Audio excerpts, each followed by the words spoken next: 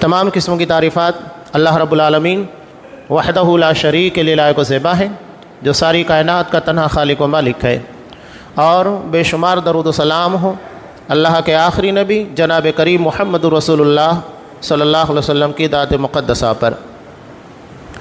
محترم سامعین، عزیز ماں اور بہنوں، اللہ اور اس کی مخلوق، خاص طور سے انسان، اس کے درمیان ایک بہت مضبوط رابطہ دعا کا ہے، بلکہ انسان کو جتنی ضرورت اللہ کے سامنے دعا کے شکل میں پیش آتی ہے شاید کوئی اور شکل میں پیش آتی ہو۔ لوگ دعا کو بے معنی بے حیثیت سمجھتے ہیں، نہیں، نہ بے معنی بے حیثیت ہے اور نہ دعا رسم ہے، بلکہ یہ عبادت ہے۔ نبی کریم صلی اللہ علیہ وسلم نے کہا الدعاء هو العبادہ، دعا ہی عبادت ہے۔ جب یہ عبادت ہے اور مقصد حیات عبادت ہے تو ہمیں دعا سے کیسے چھٹکارا مل سکتا ہے؟ بلکہ ہماری زندگی، انسان سوتا ہے دعا پڑھ کر، بیدار ہوتا ہے تو دعا ہے، اس کے بعد صبح کے اذکار ہیں، شام کے اذکار ہیں، جب آپ گھر سے نکلیں گے دعا ہے، اندر آئیں گے دعا ہے، مسجد میں داخل ہونے، باہر نکلنے، کوئی شعبہ ایسا نہیں ہے جو دعا کے بغیر، کھانے کے لیے، پینے کے لیے، کھانے کے بعد کے لیے، پانی پینے کے بعد، یہاں تک کہ اگر ہم مارکیٹ میں داخل ہوتے وہاں بھی دعا، کوئی مرحلہ ایسا نہیں ہے۔ یہ بتاتا ہے کہ انسان اللہ کی مدد اور اس کی نصرت کا کتنا محتاج ہے، تبھی اسے بار بار مانگنے کی ضرورت پیش آتی ہے۔ اللہ کہتا ہے یا ایھا الناس انتم الفقراء الی اللہ، لوگو تم سب اللہ کے در کے فقیر ہو۔ فقیر کا مطلب ایک ایک چیز کے محتاج۔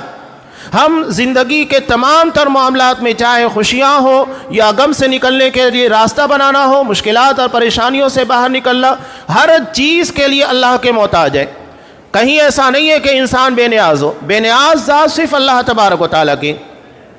جو لوگ دعا کے تعلق سے سوچتے ہیں کہ دعا یہ کوئی حیثیت نہیں رکھتی ہے، نہیں، بلکہ دعا جو حیثیت رکھتی ہے کوئی چیز نہیں رکھتی۔ قرآن مجید نے کتنی دعائیں ہمیں بتائی۔ انبیاء کرام علیہم الصلاۃ والسلام کے واقعے کے تناظر میں حضرت یونس علیہ الصلاۃ والسلام مچھلی کے پیٹ میں ہیں۔ اب بتائیے، بظاہر کوئی ایسا ذریعہ نہیں تھا جس کی بنیاد کے پر حضرت یونس علیہ الصلاۃ والسلام مچھلی کے پیٹ کے باہر نکلتے، مصیبت سے نجات پاتے۔ وہاں پر انہوں نے کس چیز کو سہارا بنایا؟ دعا۔ اللہ سے مسلسل دعا کر رہے ہیں، لا الہ الا انت سبحانک انی کنت من الظالمین۔ 40 دن تک مچھلی کے پیٹ میں تھے، جیسا کہ حضرت عبداللہ ابن مسعود رضی اللہ تعالیٰ عنہ سے روایت ہے۔ 40 دن تک اللہ نے اس دعا کی برکت سے مچھلی کے پیٹ میں انہیں زندہ رکھا اور اسی دعا کی برکت سے انہیں باہر نکالا۔ تو یہ دعا ہی تھی نا جو انہیں غم سے باہر نکالتی ہے۔ اللہ تبارک و تعالیٰ نے سورہ انبیاء کے اخیر میں ارشاد فرمایا کہ جب حضرت یونس علیہ الصلاۃ والسلام نے اللہ سے دعا مانگی، لا الہ الا انت سبحانک انی کنت من الظالمین، کیا کہا؟ وَنَجَّيْنَاهُ مِنَ الْغَمِّ، ہم نے انہیں غم سے، مصیبت سے نجات عطا کی۔ ہم بھی دیکھیے زندگی کی بہت ساری مشکلات اور پریشانیوں میں گرے ہوتے ہیں۔ کہیں انسان کو دکھ اور تکلیف ہے، جسمانی اعتبار سے بیماریاں ہیں، کہیں کاروباری اعتبار سے مسائل، کہیں بچے اور سماجی زندگی، رشتہ داروں کے مسائل، بہت سارے مسائل اور مشکلات انسان کو گھیرے ہوئے ہیں۔ ہم چاہتے ہیں کہ ان ساری پریشانیوں سے نجات ملے اور کسی قسم کا غم اور تکلیف زندگی کے اندر نہ ہو۔ اس کے لیے اس دعا کو مانگیے۔ اللہ نے جس طرح حضرت یونس علیہ الصلاۃ والسلام کو ایسی جگہ سے باہر نکالا جہاں زندگی کا اور نجات کا تصور نہیں تھا، اس دعا کی برکت سے وہ چیزیں عطا کی جس کے بارے میں انسان سوچ نہیں سکتا۔ حضرت ابراہیم، حضرت زکریہ علیہ الصلاۃ والسلام زندگی کے اس موڑ اور اس اسٹیج کے پر تھے جہاں اولاد کا امکان ہی نہیں تھا، خود بڑھاپے کی حالت میں ہے، بیوی بانجھ ہے۔ ایسے میں کس چیز کو انہوں نے استعمال کیا، کس چیز کو سہارا بنایا؟ اپنی زندگی کے سہارے کے لیے، اولاد کے لیے، جو انسانی زندگی کے اندر ایک بڑا مقصد ہوتا ہے، دعا۔ دعا کی برکت سے اللہ نے حضرت ابراہیم علیہ الصلاۃ والسلام کو بھی اولاد دی اور حضرت زکریہ کو بھی اولاد دی۔ علاوہ ازیں ہم ایک واقعہ بار بار سنتے رہتے ہیں بنی اسرائیل کا۔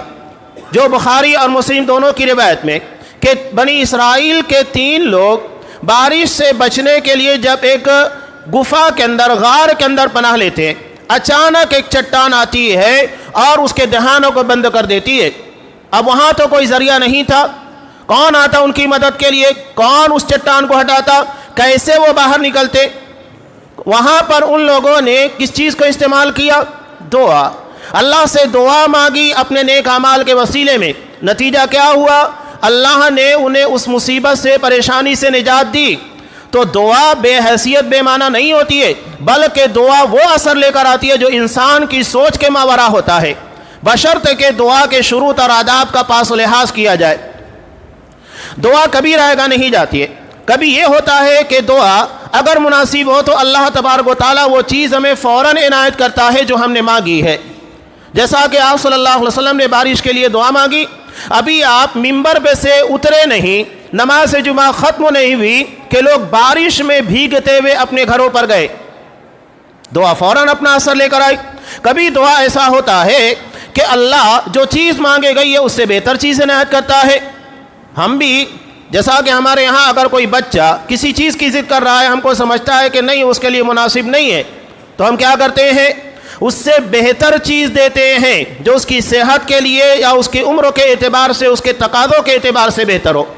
تو اللہ دعا کے اندر وہی رکھتا ہے کہ اگر ہم نے دعا مانگی، وہ چیز ہمیں نہیں ملی جو ہم مانگ رہے تھے، اس سے بہتر چیز عنایت کرتا ہے، یا زندگی کی اتنی پریشانیاں دور کر دیتا ہے جتنی ہم نے دعائیں مانگی۔ اور دعا کبھی کبھی ایسا ہوتا ہے کہ اس کے ظہور کا وقت تو بعد میں ہوتا ہے۔ دعا ہم نے مانگ لی، لیکن دعا کا جو ظہور ہونا چاہیے، اس کا نتیجہ نکلنا چاہیے، اس وقت نہیں ہوتا ہے، وہ بعد میں ہوتا ہے۔ حضرت ابراہیم علیہ السلام نے کعبۃ اللہ کی تعمیر کے وقت تو کیا دعا مانگی تھی؟ ربنا وابعث فیہم رسولا منہم یتلو علیہم آیاتک، اللہ ان لوگوں کے درمیان انہی میں سے ایک رسول کو مبعوث کر جو ان کے پر تیری آیات کی تلاوت کرے۔ اب دعا مانگ لی گئی، اللہ نے دعا قبول کر لی، لیکن دعا کی قبولیت کا ظہور کب ہونا چاہیے تھا؟ ہزاروں سال کے بعد جب محمد رسول اللہ صلی اللہ علیہ وسلم پیدا ہوئے۔ یہ آپ صلی اللہ علیہ وسلم کے لیے دعا مانگی گئی تھی، آپ کی رسالت کے لیے، آپ کے سر کے پر تاج نبوت رکھنے کے لیے دعا مانگ لی گئی، وہ قبول ہو گئی، لیکن اس کے ظہور کا وقت تو وہ نہیں تھا جب مانگی گئی تھی، بلکہ کئی ہزار سال کے بعد وہ اپنا ظہور، اپنا اثر دکھاتی ہے۔ اور اگر یہ ساری چیزیں نابی ہوں تو بہرحال دعا آخرت میں ہمارے لیے ذخیرہ آخرت بننے والی ہے۔ بندے کو جب آخرت میں نیکیاں عطا کی جائے گی تو وہ حیران ہوگا کہ میرے کن اعمال کی بدولت اللہ مجھے اتنا نواز رہا ہے۔ وہ سوال کرے گا کہ میرے کن نیکیوں کے بدلے میں مجھے اتنا نوازا گیا۔ تب اس سے کہا جائے گا کہ تو دنیا میں دعائیں کرتا تھا، اللہ نے ان دعاؤں کو دنیا کے اندر جو اثرات ہونا چاہیے ظاہر نہیں کیا، لیکن آج ان دعاؤں کی برکت سے اتنے اجر و ثواب سے تجھے نوازا جا رہا ہے۔ تب وہ وہاں تمنا کرے گا کاش میں نے اور دعائیں مانگی ہوتی، دعاؤں میں نے کمی نہیں کی ہوتی۔ اسی لیے اللہ تبارک و تعالیٰ کہتا ہے وَقَالَ رَبُّكُمُ ادْعُونِي أَسْتَجِبْ لَكُمْ، مجھے پکارو میں تمہاری دعاؤں کو قبول کرنے والا ہوں۔ یہ ہمارے اعتبار سے مشکل ہوتا ہے کہ جو ہم مانگ رہے ہیں وہ ملے گا کہ نہیں، دعا میں تو یہ تصور ہی نہیں کرنا چاہیے۔ ہم ایک ایسی ذات کے سامنے اپنے ہاتھوں کو پھیلاتے ہیں جسے خالی ہاتھ لوٹاتے ہوئے شرم آتی ہے، اسے شرم آتی ہے کہ بندہ جب اللہ کے سامنے ہاتھوں کو پھیلائے اسے خالی لوٹا دے۔ وہ قدیر ذات ہے، قدرت رکھنے والی، ہر چیز کے پر جو چیز ہمارے لیے ناممکن ہے اللہ تبارک و تعالیٰ کے لیے بالکل ممکن ہے، بالکل آسان ہے۔ تو کبھی دعا کے اندر یہ سوچ نہیں آنا چاہیے میں تو مانگ رہا ہوں، پتہ نہیں یہ میرے لیے مناسب ہوگا کہ نہیں، اللہ مجھے نوازے گا کہ نہیں۔ دعا میں تردد اور شک نہیں، یقین ہونا چاہیے۔ آپ صلی اللہ علیہ وسلم نے کہا ادعوا اللہ وانتم موقنون بالاجابہ، اللہ سے اس انداز سے دعائیں مانگو کہ تمہیں قبولیت کا پختہ یقین ہو کہ اللہ ہی میری دعا قبول کرے گا، جو مانگ رہا ہوں وہ ملے گا، یقیناً اللہ دے گا، اس میں کوئی شبہ اور شک نہیں ہے۔ یقین کے ساتھ دعا مانگی جاتی ہے، اس میں شبہ نہیں ہونا چاہیے۔ عبادت ہے اور عبادت میں شکوک و شبہات نہیں ہونے چاہیے، بلکہ اس میں اخلاص للہیت کے ساتھ یقین اور اعتماد ہونا چاہیے۔ تو یہ دعا کے تعلق سے چند اہم باتیں تھیں جو میں نے آپ کے سامنے پیش کی۔ دراصل خطبہ مسنونہ کے فوراً بعد میں نے ایک دعا جو نبی کریم صلی اللہ علیہ وسلم کی دعاؤں میں سے ہے وہ آپ کے سامنے پیش کی. بہت جامع دعا ہے، اور اس دعا کے اندر انسان اپنے اطراف میں جن چیزوں سے سب سے زیادہ وابستگی رکھتا ہے، یعنی جو معاملات بار بار اس کے سامنے پیش آتے ہیں، ان کے تعلق سے دعا کے اندر مانگا گیا ہے. اس سے بہتر دعا کیا ہو سکتی ہے؟ آپ صلی اللہ علیہ وسلم نے 5 چیزوں کے تعلق سے اللہ سے پناہ طلب کی ہے، اور یہ 5 چیزیں انسانی زندگی کے اندر اگر 5 میں سے 1 2 3 یا جو بھی پیدا ہو جائے بڑی پریشانیاں اور مشکلات لے کر آتی ہیں. تو نبی کریم صلی اللہ علیہ وسلم نے 5 چیزوں سے پناہ طلب کی. یہ طبرانی کی روایت ہے جسے امام طبرانی نے اپنی کتاب جو الدعاء ہے اس کے اندر نقل کیا. علامہ البانی رحمۃ اللہ علیہ نے سلسلۃ الصحیحہ کے اندر نقل کیا ہے حضرت ابو ہریرہ رضی اللہ تعالیٰ عنہ سے. یہ کہتے ہیں آپ صلی اللہ علیہ وسلم کی دعاؤں میں سے ایک دعا یہ تھی. آپ صلی اللہ علیہ وسلم دعا مانگتے تھے، اللہم انی اعوذ بک من جار السوء، اللہ میں برے پڑوسی سے تیری پناہ طلب کرتا ہوں، ومن زوج تشیبنی قبل المشیب، اور ایسی بیوی سے جو بڑھاپے سے پہلے مجھے بوڑھا کر دے، ومن ولد یکون علی رب، اور ایسی اولاد سے جو میرے اوپر حاکم ہو، اپنا حکم چلائے، میری بات نہ مانے بلکہ اپنی بات مجھ سے منوائے، ومن مال یکون علی عذاب، اور ایسے مال سے جو میرے لیے عذاب بن جائے. 5ویں چیز ومن خلیل ماکر. آپ صلی اللہ علیہ وسلم دعا میں کتنا پیارا لفظ استعمال کر رہے ہیں، خلیل اور ماکر، یعنی جو قریبی دوست ہے عربی زبان میں اسے خلیل کہا جاتا ہے. حضرت ابراہیم اور محمد رسول اللہ صلی اللہ علیہ وسلم اللہ کے خلیل ہیں، انتہائی قریبی دوست. آپ صلی اللہ علیہ وسلم نے کہا کہ وہ قریبی دوست ہے لیکن ماکرن، مکار ہے. وہ قربت کے ذریعے ہمیں فائدہ نہیں نقصان پہنچا رہا ہے. وہ کیا کرتا ہے کہ عینہ رآنی، جس کی نگاہیں مجھ کے پر لگی ہوتی ہے، یعنی میری نگرانی کرتے رہتا ہے میں کیا کر رہا ہوں کیا نہیں کر رہا ہوں، جسے ہم عام طور سے ٹوہ میں لگے رہنا، جاسوسی کرنا کہتے ہیں. خیر کے لیے نہیں. کبھی کبھی ایسا ہوتا ہے ایک دوست اپنے دوستوں کے پر خیر کے لیے نظر رکھتا ہے کہ کہیں اسے کوئی نقصان نہ ہو جائے کاروبار کے اندر، یا کوئی اسے نقصان نہ پہنچائے دوستی تعلقات کی بنیاد کے پر. جیسا کہ ایک باپ اپنے بیٹے کے پر نظر رکھتا ہے تو وہ جاسوسی اور ٹو نہیں ہوتا ہے، بلکہ اپنی اولاد کی خیر کے لیے نظر رکھتا ہے. لیکن یہ نظر جو ہوتی ہے جاسوسی کے لیے، کون سی برائی ملے جسے میں پھیلاؤں. تو آپ صلی اللہ علیہ وسلم نے کہا کہ عینہ رآنی، اس کی نگاہیں میرا پیچھا کرتے رہتی ہیں، میری نگرانی کرتے رہتی ہے، وقلبہ ترعانی، اور اس کا دل میرے بارے میں پلاننگ منصوبے بناتے رہتا ہے، مسلسل میرے بارے میں سوچتے رہتا ہے، کیسے میں اسے پکڑوں، کیسے اسے تکلیف پہنچاؤں، کیسے دھوکہ دوں، کیسے اسے نقصان ہو، ساری چیزیں میرے خلاف مسلسل پلاننگ میں لگا رہتا ہے. ان رآ حسنۃ دفنہا، اگر میرے اندر کوئی اچھائی دیکھتا ہے اسے چھپا لیتا ہے، کسی کو بتاتا نہیں. یہاں آپ صلی اللہ علیہ وسلم نے دفن کا لفظ استعمال کیا. جس طرح کسی چیز کو دفن کر دیا جائے تو نظر ہی نہیں آتی، ایسے ہی وہ میری ساری اچھائیوں کو دفن کر دیتا ہے، کسی کو معلوم نہیں پڑنے دیتا. وَإِنْ رَآ سَيِّئَةً أَضَاءَهَا، اور اگر میرے اندر کوئی برائی دیکھتا ہے فوراً اسے وائرل کرتا ہے، لوگوں کے درمیان بتانا شروع کر دیتا ہے. یہ 5 چیزیں ہیں جو آپ صلی اللہ علیہ وسلم نے پناہ طلب کی.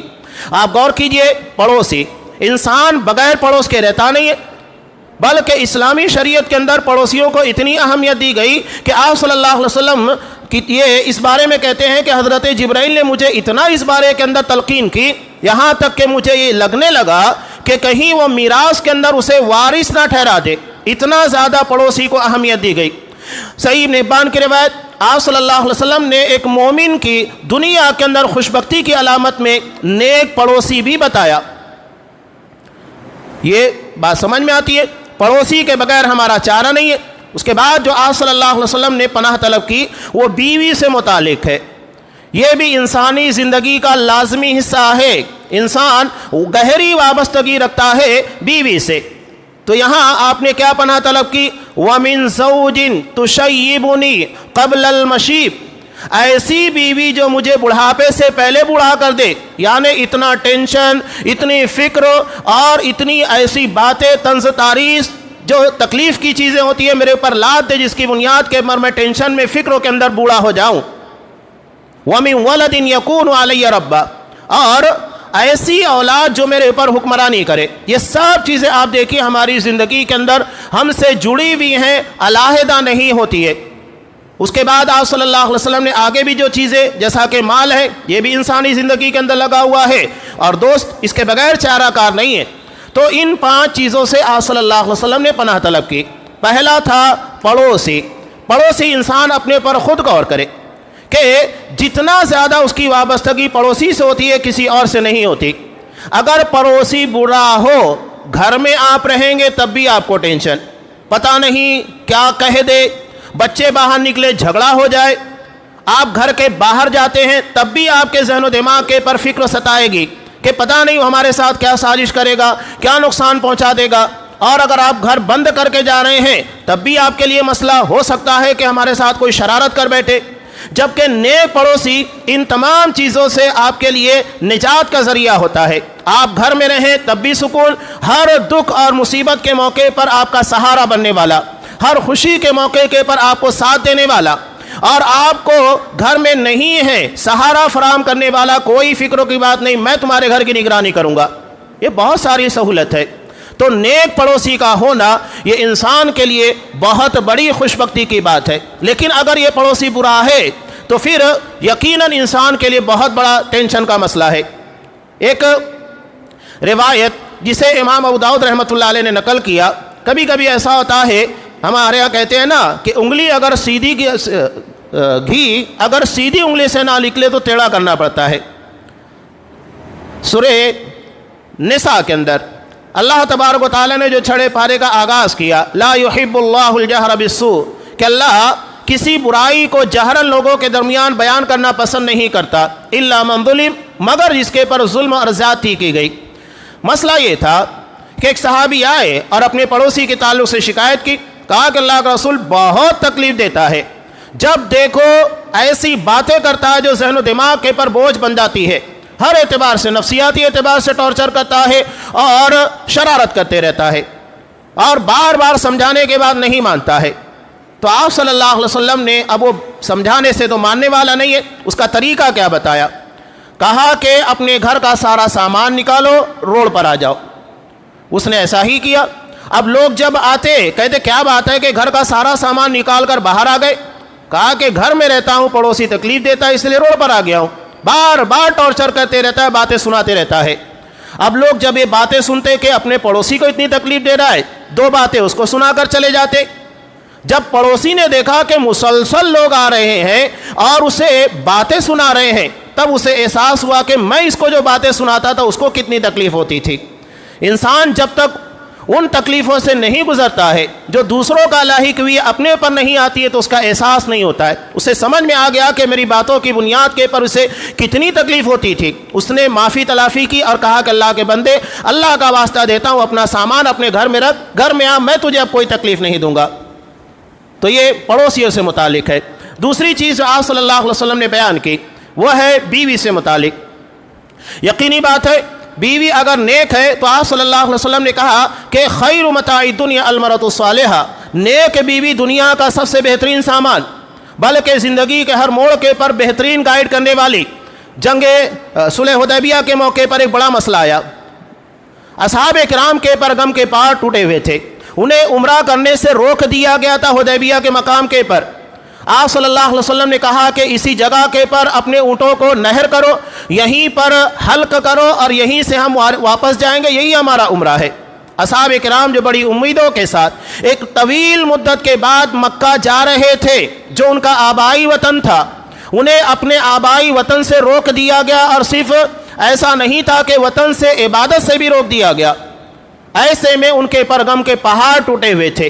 نبی کریم صلی اللہ علیہ وسلم نے انہیں حکم دیا، نبی کے حکموں کو انہوں نے سنی انسنی کر دیا. اتنے گہرے غم میں تھے کہ نبی کے حکموں کے پر بھی توجہ نہیں دی. ایسے میں آپ صلی اللہ علیہ وسلم آئے. خود آپ صلی اللہ علیہ وسلم کو بھی تعجب ہوا کہ کہ وہ صحابہ جو میرے ایک اشارے کے اوپر اپنی جان مال سب قربان کرنے کے لیے تیار، آخر کیا بات ہے کہ آج میرے حکموں کے پر نہ تو اونٹ کو نہر کر رہے ہیں نہ تو حلق کر رہے ہیں، کوئی عمرہ کی ادائیگی کے لیے تیار نہیں ہے۔ آپ صلی اللہ علیہ وسلم آئے، حضرت ام سلمہ رضی اللہ تعالیٰ عنہ آپ کے ساتھ تھی، یہ عمر دراز تھی، تجربہ کار تھی، ذہین تھی۔ آپ صلی اللہ علیہ وسلم نے مسئلہ بیان کیا، حضرت ام سلمہ رضی اللہ تعالیٰ عنہ نے کہا کہ اللہ کے رسول کچھ مت کیجئے، باہر نکلیے، اپنے اونٹ کو نہر کیجئے اور حلق کر لیجئے۔ آپ صلی اللہ علیہ وسلم نے ویسے ہی کیا، نبی کو کرتا دیکھ کر صحابہ فوری طور کے پر اپنے اونٹوں کو نہر کرنے لگے اور حلق کر لیا۔ اصل میں نفسیاتی طور کے پر جو بوجھ ان کے ذہن و دماغ کے پر چھایا ہوا تھا، ایک تو صلح حدیبیہ، اس سال عمرہ نہیں کرنا ہے، اگلے سال عمرہ کے لیے آنا ہے، پابندیاں، کسی کے ساتھ اوزار نہیں ہوگا، ہتھیار نہیں ہوگا، اور وہاں پر چند دنوں کی رہنے کی اجازت ہوگی، فوری طور کے پر مکہ خالی کرنا ہوگا، اتنی ساری پابندیاں تھیں۔ حالانکہ قرآن مجید نے اسی کو فتح مبین سے تعبیر کیا، اس لیے کہ اس میں مسلمانوں اور مشرکین کے درمیان 10 سال کے لیے جنگ بندی ہوئی تھی۔ قرآن نے جنگ بندی کو فتح مبین سے تعبیر کیا، اس لیے کہ اس کا فائدہ مسلمانوں نے اٹھایا اور خوب جم کر اسلام کی ترویج اور نشر و اشاعت کا کام کیا۔ نتیجہ کیا ہوا کہ کچھ ہی سالوں میں جہاں مسلمانوں کی تعداد 10,000 15,000 کے آس پاس تھی، یہ تعداد لاکھوں میں پہنچ گئی۔ جب حجۃ الوداع کے موقع پر آپ صلی اللہ علیہ وسلم حج کے لیے نکلے، 1 لاکھ سے زائد افراد آپ کے ساتھ تھے۔ یہ صرف 2 سالوں کی قلیل مدت کے اندر ہوا، حالانکہ اس سے پہلے کی جو طویل مدت ہے، جو تقریباً 21 سالوں کے پر مشتمل ہے، وہاں 10 سے 15,000 لوگ مسلمان ہوتے، لیکن جنگ بندی کا فائدہ کیا ہوا؟ 1 لاکھ سے زیادہ لوگ مسلمان ہو گئے، اسی کو قرآن مجید نے فتح مبین سے تعبیر کیا۔ تو یہ اصل چیز ہے۔ تو یہاں بتانے کا مقصود یہ کہ آپ صلی اللہ علیہ وسلم کی جو بیوی تھی حضرت ام سلمہ رضی اللہ تعالیٰ عنہ، ایسے موقع پر جہاں آپ کو سمجھ میں نہیں آ رہا تھا کیا کیا جائے، بہترین مشورہ دیا۔ تو یہ نیک بیوی انسان کی زندگی کے مسائل حل کرتی ہے، مشکلات سے باہر نکالتی ہے۔ حضرت خدیجہ رضی اللہ تعالیٰ عنہ اپنا سارا مال دین اسلام کی ترویج اور تبلیغ کے لیے لگا دیا، لیکن اگر یہی بیوی بری ہو اور انسان کے لیے درد سر ہو، نتیجہ کیا ہوتا ہے؟ وہ اس کا مال بھی ضائع کرے گی، اس کا وقت بھی ضائع کرے گی، دین کے معاملے میں اور اچھے کاموں میں سپورٹ کرنے کے بجائے رکاوٹیں ڈالے گی۔ ہر اعتبار سے انسان تھکا ہارا جاتا ہے کہ 2 وقت تو گھر میں رہ کر سکون کا حاصل کرے، اچھا کھانا مل سکے، سکون کی نیند آ سکے، لیکن وہاں جانے کے بعد بھی اسے مشکلات کا سامنا، ذہنی طور سے ٹارچر، نہ کھانا صحیح کا، تو پھر انسان کے لیے کتنا مشکل مرحلہ ہے۔ یہ انسان کو بڑھاپے سے پہلے بوڑھا بنا دینے والا عمل ہے۔ اسی لیے آپ صلی اللہ علیہ وسلم نے پناہ طلب کی، وَمِن زَوْجٍ تُشَيِّبُنِي قَبْلَ الْمَشِيبِ، اللہ میں ایسی بیوی سے پناہ طلب کرتا ہوں جو بڑھاپے سے پہلے مجھے بوڑھا کر دے۔ اس کے بعد آپ صلی اللہ علیہ وسلم نے اولاد کے تئیں پناہ طلب کی۔ یقینی بات ہے اولاد انسانی زندگی کا مطلوب ہے، انسان نکاح کرتا ہی اسی مقصد کے لیے ہے، اولاد ہو اور اس کی نسل چلے، اس کے لیے بڑھاپے کا سہارا مہیا ہو۔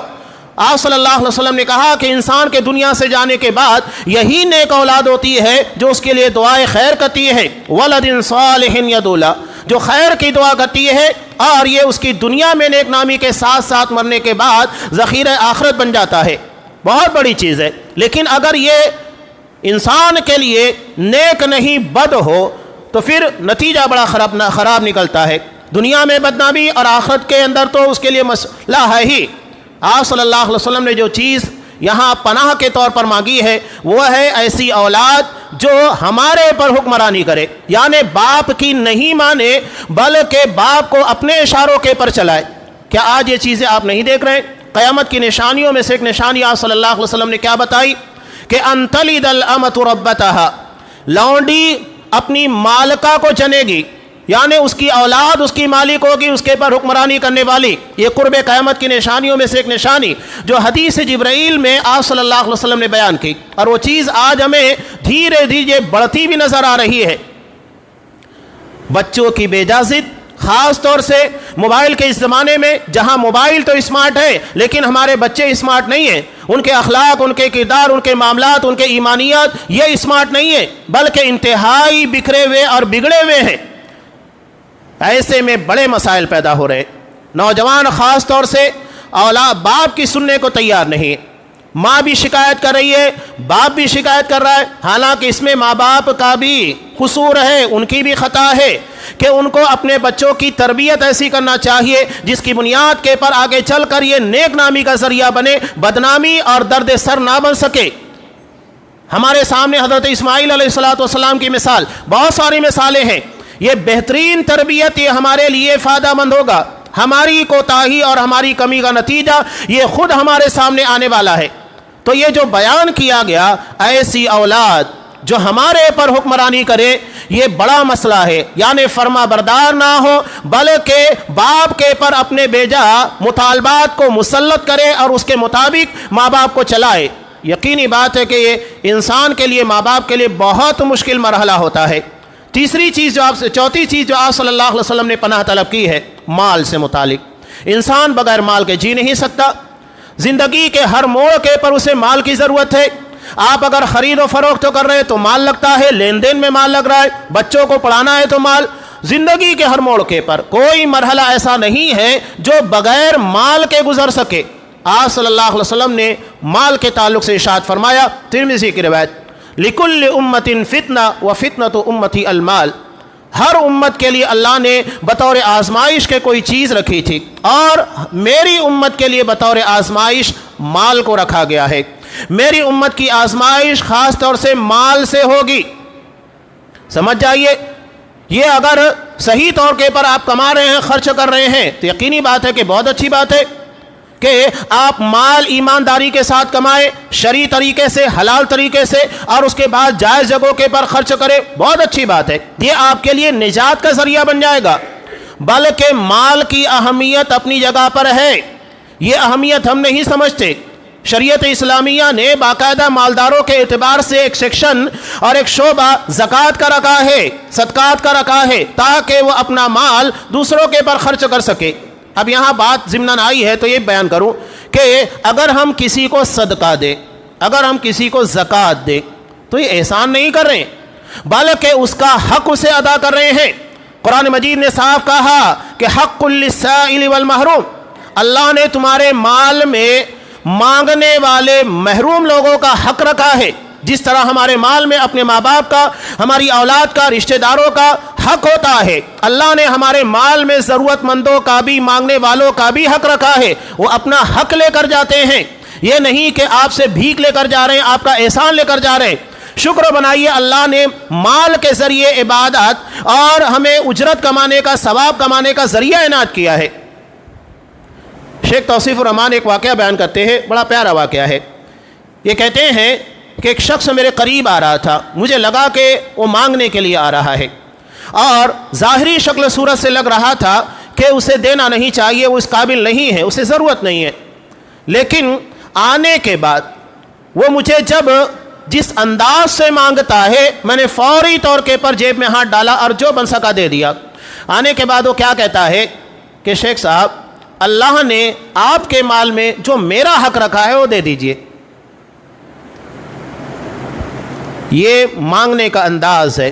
اسے معلوم ہے کہ قرآن مجید نے مانگنے والوں کا حق رکھا ہے مال کے اندر, تو یہ حق ہے, یہ بھیک نہیں ہے جو آپ سمجھ رہے ہیں. آپ کسی کے پر احسان نہیں کر رہے ہیں صدقہ و خیرات کے ذریعے. اور اگر کوئی زکوٰۃ, صدقہ و خیرات کے ذریعے احسان جتلاتا ہے تو مال تو چلا گیا, وہ بات ختم ہو گئی. جسے ملنا چاہیے تھا مل گیا, لیکن دینے والے کو کوئی ثواب نہیں ملے گا, بات ختم ہو جاتی ہے. یہ اخلاص اور للہیت کی بنیاد کے پر اپنا نتیجہ اور اپنا فائدہ لے کر آتا ہے. بغیر اخلاص اور للہیت کے اپنا نتیجہ اور پھل نہیں دیتا ہے. تو مال انسان کے لیے یقیناً نجات کا بھی ذریعہ ہے, لیکن اگر یہی مال ناجائز طریقے سے کمایا جائے, حرام جگہوں کے پر خرچ کیا جائے, تو آج آپ دیکھیے یہ 2 نمبری لائن جس کو کہا جاتا ہے, جہاں حلال و حرام کی تمیز کے بغیر کمایا جا رہا ہے, غلط جگہوں کے پر پیسہ خرچ کیا جا رہا ہے, یہ مال کا ہی فتنہ ہے. ترمذی کی روایت ہے 5 چیزوں کے بارے میں سوال ہوگا. اس میں سے ایک سوال یہ ہے کہ مال کے تعلق سے من این اکتسب وفیما انفق, اللہ سوال کرے گا کہ کس جگہ سے تو نے مال کو کمایا, یعنی اس کے زمانے کا طریقہ صحیح تھا کہ نہیں, اور خرچ کس جگہ کے پر کیا، صحیح جگہ کے پر خرچ کیا کہ نہیں، یہ سوال اللہ کے یہاں پر ہونے والا ہے۔ بتائیے کہ اللہ کو کیا جواب دیں گے؟ تو سوال بہت اہم ہے، کمائی سے متعلق بھی، خرچ سے متعلق بھی۔ تو یہ مال ہمارے لیے نجات کا ذریعہ بنے، یہ ہمارے لیے عذاب کا ذریعہ نہیں بننا چاہیے۔ آپ صلی اللہ علیہ وسلم دعا مانگ رہے ہیں۔ اب کوئی شخص یہ نہ کہے کہ میں نے تو اللہ سے دعا مانگ لی، وَمِن مَالٍ يَكُونُ عَلَيَّ عَذَابًا، اللہ مجھے ایسا مال نہ دے جو میرے لیے عذاب بن جائے، اور اس کے بعد آپ جو کرنا ہے وہی کر رہے ہیں۔ تو یہ دعا نہیں ہے، آپ اللہ تبارک و تعالیٰ کو نعوذ باللہ دھوکہ دے رہے ہیں، کہہ رہے ہیں مجھے ایسا مال نہیں چاہیے جو میرے لیے عذاب بنے، لیکن وہی کر رہے ہیں جو عذاب کا ذریعہ بنے۔ تو کہنے کے ساتھ، مانگنے کے ساتھ عمل کی بھی کوشش کرنا چاہیے، جب جا کر وہ اپنا نتیجہ لے کر آئے گا، رزلٹ لگے گا، اس کے بغیر نہیں ہوگا۔ یہ نہیں کہ آپ نے دعا مانگ لی ہے، اس کے بعد جو کرنا ہے کر رہے ہیں اور اللہ کی جناب میں کہیں گے میں نے تو دعا مانگی تھی۔ نہیں، اس کے لیے آپ کو عملی طور کے پر کرنا ہوگا۔ جیسا کہ اگر کوئی شخص اللہ سے اولاد کی دعا مانگے، اب وہ شادی بھی نہ کرے، کوشش بھی نہ کرے، اور کہے میں نے دعا مانگی مجھ کو اولاد ملے گی، اسے ذریعہ استعمال کرنا ہوگا، اس کے بغیر وہ اپنا نتیجہ نہیں لے کر آئے گی۔ پانچویں اور اہم چیز جو آپ صلی اللہ علیہ وسلم نے اس میں مانگی ہے، یہ ہماری زندگی کے لیے ایک بڑا عبرت کا سامان ہے، خلیل ماکر، مکار دوست، یعنی جو ساتھ میں رہتا ہے بجائے ساتھ دینے کے، یا ہماری زندگی کا سہارا، مصیبتوں کے اندر ہمیں نجات دینے کا ذریعہ بنے، ہمارے لیے مشکلات کا ذریعہ بن جائے۔ آپ صلی اللہ علیہ وسلم نے پناہ طلب کی ہے۔ یقیناً انسان کے لیے دوستی داری بہت اہمیت رکھتی ہے، اس کے بغیر وہ جی نہیں سکتا۔ آپ صلی اللہ علیہ وسلم کا جو اتنا بڑا مشن تھا، کس بنیاد کے پر مکمل ہوا، اور آج اسلام جگہ جگہ کے پر پھیلا۔ اللہ کے رسول صلی اللہ علیہ وسلم کو ایسے ساتھی ملے، جانثار ساتھی، جنہوں نے ہر جگہ کے پر خود کو داؤں کے پر لگایا، آپ صلی اللہ علیہ وسلم کے پر آنچ نہیں آنے دی۔ حضرت ابوبکر صدیق کا واقعہ جو ہجرت کے موقع پر آپ بارہا سنتے ہیں بخاری کی روایت میں، کہ جب یہ قبا پہنچے تو آنے والے لوگوں میں علم نہیں تھا کہ نبی کون ہے۔ لوگ حضرت ابوبکر صدیق رضی اللہ تعالیٰ عنہ کو بالوں کی سفیدی کی بنیاد کے پر سمجھتے تھے کہ عمر میں بڑے ہیں، یہی نبی ہوں گے، انہیں سلام کرتے بیٹھ جاتے۔ یہ کنفیوژن نہ تو آپ صلی اللہ علیہ وسلم نے دور کیا، نہ تو حضرت ابوبکر صدیق نے، یہاں تک کہ جب سارے لوگ آ گئے اور آپ صلی اللہ علیہ وسلم کے پر دھوپ پڑنے لگی، حضرت ابوبکر صدیق رضی اللہ تعالیٰ عنہ کھڑے ہوئے اور چادر کو تان دیا تاکہ آپ کے پر دھوپ نہ آئے۔ تب لوگوں کو معلوم ہوا کہ نبی یہ ہے، یہ نہیں، یہ تو ابوبکر صدیق ہے۔ کیوں ایسا کیا؟ اس لیے کہ آپ صلی اللہ علیہ وسلم کو ٹارگیٹ کیا گیا تھا، زندہ یا مردہ لانے پر 100 اونٹوں کے انعامات تھے، اور ایسے میں ہر کسی کا نشانہ نبی کی ذات تھی۔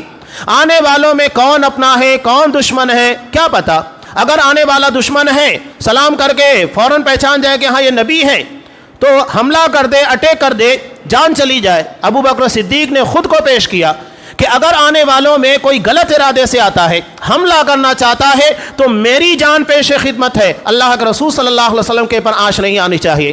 جنگ احد کے موقع پر جب آپ صلی اللہ علیہ وسلم کو گھیر لیا گیا، یکے بعد دیگرے 17 انصاری اصحاب کرام آپ صلی اللہ علیہ وسلم کے سامنے سینہ سپر ہو کر کھڑے ہو گئے، تیر آتے جاتا ہاتھوں کے پر سینے کے پر روکتے، ایک شہید ہوتا دوسرا آ کر کھڑا ہوتا، وہ شہید ہوتا تیسرا، 17 اصحاب کرام نے یکے بعد قربانی دی۔ اگر ایسے جانثار ساتھی آپ کو نہیں ملتے، ابو بکر صدیق جیسے، عمر فاروق جیسے، عثمان غنی، حضرت علی رضی اللہ تعالیٰ عنہ اور ابو عبیدہ بن جراح رضی اللہ تعالیٰ عنہ جیسے ساتھی نہیں ملتے، تو یہ دین اتنی آسانی کے ساتھ دنیا کے کونے کونے تک نہیں پہنچتا۔ یہ آپ کے مشن کا حصہ تھا، تو یہ جانثار ساتھیوں کا فائدہ تھا۔ لیکن اگر یہی مکار ہو تو ہمیں تاریخ پڑھنا چاہیے ہندوستان کی، روافظ کی، شیعوں کی، اور آج کے دو بھی ان کے دم چھلے ہیں جو اسلام کو نقصان پہنچا رہے ہیں۔ یہ وہی خلیل ماکر ہیں، مکار دوست، بظاہر دوستی نبھا رہے ہیں لیکن حقیقت میں وہ ہمارے سینے میں خنجر گھونپ رہے ہیں، پیٹ کے پر وار کر رہے ہیں، جنہیں ہم اپنے محاورتی زبان کے اندر کہتے ہیں کہ آستین کا سانپ بڑے پیمانے پر ہو رہا ہے۔ یہ تو انفرادی طور پر دعا ہے، لیکن امت مسلمہ کے بارے میں اگر ہم غور کریں گے تو بڑی بڑی جماعتیں پوری امت مسلمہ کے ساتھ اسی مکاری والی دوستی نبھا رہی ہے۔ چاہے فلسطین کا واقعہ، ملک شام کا واقعہ، جہاں جہاں آپ دیکھیں گے وہی مکاریاں باقاعدہ دشمنوں کو پالا دیا جاتا ہے، انہیں جواز فراہم کیا جاتا ہے تاکہ مسلمانوں کے پر حملہ آور ہو، سنی مسلمانوں کو ٹارگٹ کیا جاتا ہے۔ یہ حزب اللہ، یہ حماس، کوئی ایسا نہیں ہے جو مسلمانوں کا ہم نوا ہے۔ کوئی سوال کرتا ہے کہ چند لوگوں کو مارنے کے بعد ہزاروں مسلمان جو شہید ہوئے، اس کا جواب دے کون ہے؟ کیا یہ اسلامی بنیادوں کے پر ہے؟ اسلام ہمیں ایسی اجازت دیتا ہے؟ کون سوال کر رہا ہے؟ کوئی سوال کرنے کے لیے تیار نہیں۔ یہ خطرناک قسموں کی پلاننگ، آپ صلی اللہ علیہ وسلم نے ایسے مکار دوست سے پناہ طلب کی۔ وَمِنْ خَلِيلٍ مَاكِرٍ عَيْنُهُ رَآنِ، جس کی نگاہیں میرا پیچھا کرتی ہے اور ایک ایک معاملات کے پر نگرانی کرتا ہے۔ وَقَلْبُهُ تَرْعَانِ، اور اس کا دل میری ٹوہ میں لگا رہتا ہے، میرے خلاف پلاننگ کرتا رہتا ہے۔ ساتھ میں رہ کر اس طرح حرکت کرنا، اس لیے کہ قریبی دوست ہماری اچھائیوں اور برائیوں سے سب سے زیادہ واقف ہوتا ہے۔ لیکن یہ کرتا کیا ہے؟ آپ صلی اللہ علیہ وسلم نے جو پناہ طلب کرتے ہوئے کہا، پناہ طلب کرنے کی وجہ کہ ان رآ حسنۃ دفنہا، کہ اگر اچھائیاں دیکھتا ہے تو چھپا دیتا ہے، کسی کو نہیں بتاتا کہ اس کے اندر یہ اچھائی ہے، اور اگر برائی دیکھتا ہے اذاہا، فوراً لوگوں کے درمیان پھیلانا شروع کر دیتا ہے۔ جبکہ اگر کسی کی برائی آپ کو نظر آتی ہے تو آپ کی ذمہ داری کیا ہے؟ اصلاح کیجئے، اور اصلاح نہیں کر سکتے ہیں اس کی نشر و اشاعت کی آپ کو اجازت نہیں ہے۔ قرآن مجید کتنے سخت پیرائے کے اندر سورہ نور کے اندر بیان کرتا ہے کہ ان الذین یحبون ان تشیع الفاحشۃ فی الذین آمنوا، کہ جو لوگ چاہتے ہیں کہ برائیاں اہل ایمان کے درمیان پھیلے، ان لوگوں کے لیے دنیا اور آخرت میں سخت ترین عذاب ہے۔ یعنی جو صرف چاہت رکھتے ہیں، دلوں میں ارادہ ہے۔ علامہ ابن تیمیہ رحمۃ اللہ علیہ کہتے ہیں اللہ نے صرف چاہت کی بنیاد کے پر دنیا اور آخرت میں عذاب کا وعدہ کیا، تو جو لوگ اس کے پر عمل کرتے ہیں، پھیلاتے ہیں، عام کرتے ہیں، ان لوگوں کا گناہ کتنا سخت ہوگا، ان کی پکڑ کتنی سخت ہونے والی ہے، صرف اسی سے اندازہ لگا سکتے ہیں۔ تو یہ ایک جامع دعا تھی جو میں نے آپ کے سامنے رکھی۔ آپ صلی اللہ علیہ وسلم اس دعا کو مانگا کرتے تھے، اللہم انی اعوذ بک من جار السوء، اللہ میں برے پڑوسی سے تیری پناہ طلب کرتا ہوں کہ میرا پڑوسی برا نہ ہو، وہ میرے لیے درد سر نہ ہو، ومن زوج تشیبنی قبل المشیب، اور ایسی بیوی سے جو مجھے بوڑھا ہونے سے پہلے بوڑھا کر دے، ومن ولد یکون علی ربا، اور ایسی اولاد سے جو میرے پر حکمرانی کرے، میرا حکم چلائے، میری نافرمان ہو، ومن مال یکون علی عذاب، ایسے مال سے جو میرے لیے عذاب بن جائے، ومن خلیل ماکر، ایسے مکار دوست سے کہ عینہ رآنی، جس کی نگاہیں میرا پیچھا کرتی ہے، میری ٹوہ میں لگی رہتی ہے، وقلبہ ترانی، اور اس کا دل میرے خلاف پلاننگ کرتا ہے، منصوبے کرتے رہتا ہے، ان رآ حسنۃ دفنہا، میرے اندر کی برا اچھائیوں کو چھپا دیتا ہے، کسی کو بیان نہیں کرتا، وَإِنْ رَأَى سَيِّئَةً أَذَاعَهَا، اور اگر برائی دیکھتا ہے تو اسے لوگوں کے درمیان عام کرتا ہے۔ یہ بہت جامع اور مختصر دعا ہے جو آپ صلی اللہ علیہ وسلم مانگا کرتے تھے، اور آپ نے جو 5 چیزوں سے پناہ طلب کی ہے، یہ ہماری زندگی سے بہت گہری وابستگی رکھتی ہے۔ ہر کوئی کسی نہ کسی موڑ پر ان 5 میں سے چند چیزیں یا مکمل طور پر ساری چیزوں کے ساتھ جڑا ہوا ہے، اور اگر یہ ہمارے لیے شر ہے تو یقینی بات ہے کہ بہت بڑا مسئلہ ہے دنیا کے لیے۔ اس لیے آپ صلی اللہ علیہ وسلم نے ان چیزوں سے پناہ طلب کرنے کی تلقین کی ہے دعا کے طور پر، یعنی حقیقت میں اللہ ہی ہے جو دعا کی برکت سے ہمیں ان ساری مصیبتوں سے نجات دے سکتا ہے۔ اللہ تبارک و تعالیٰ سے دعا ہے کہ اللہ ہمیں دیگر دعاؤں کے ساتھ یہ جو دعا نبی کریم صلی اللہ علیہ وسلم کی ہے، اس دعا کے پر عمل کی توفیق دے، اور ان دعا کے اندر جن چیزوں سے پناہ طلب کی گئی ہے، پروردگار ان تمام فتنوں سے، تمام شرور سے، آزمائشوں سے، مشکلات سے ہماری حفاظت فرما، آمین۔ بارک اللہ لنا ولکم فی القرآن العظیم ونفعنی وإیاکم بالآیات والذکر الحکیم، انہ تعالی جواد کریم ملک رؤوف رحیم۔